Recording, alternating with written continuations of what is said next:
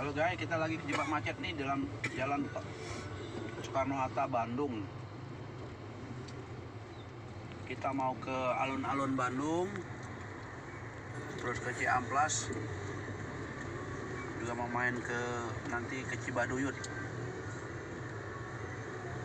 Tapi jalannya crowded kayak gini. Kasih keterangan mah, mama yang ngomong dulu mah. Mama yang ngomong dulu toh. Mau nyampain apa?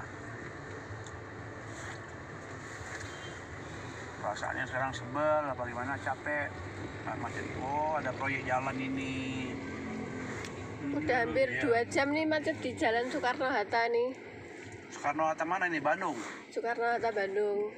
Nggak gerak jalan, ada proyek jalan tuh. Nggak bergerak sama sekali. Merayap. Padat merayap. Mau kemana tujuan kita hari ini mah? Mau ke alun-alun. Alun-alun Bandung. Alun-alun Bandung, ke Ciamplas, ke Cibaduyut. Terus mama kemana lagi? Gatsu, gedung sate. Gedung sate.